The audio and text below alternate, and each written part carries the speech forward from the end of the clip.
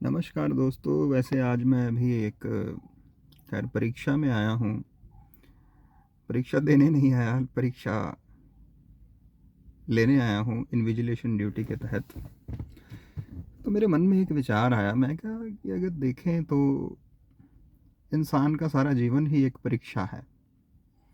हर दिन हर पल परीक्षा चलती ही रहती है।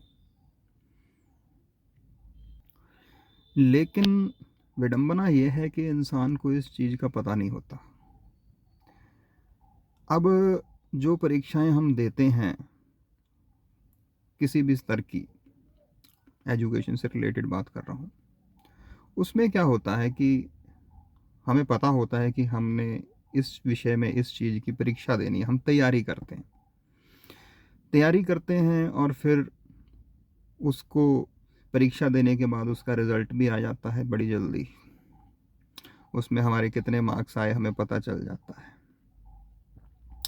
लेकिन जो जीवन है ये एक ऐसी परीक्षा है कि इसमें परीक्षा होती जाती है, लेकिन रिज़ल्ट एकदम से मिलता ही नहीं है। तो सारा जीवन जब बीत जाता है तब इंसान की परीक्षाएं ख़त्म होती हैं और रिज़ल्ट मिलता है फिर उसके बाद, जिसको हम कर्म संस्कार कहते हैं कि भाई तूने क्या किया जीवन में, क्या खोया क्या पाया।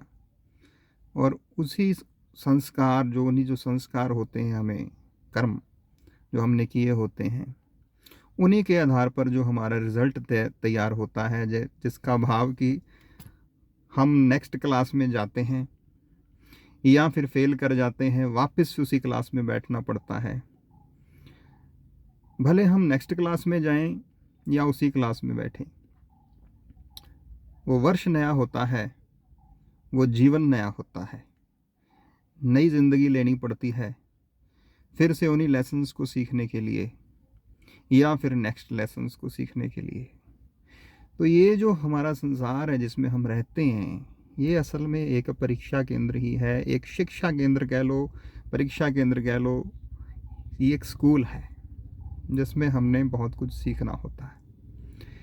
इसलिए कहा जाता है कि learning is a life long process.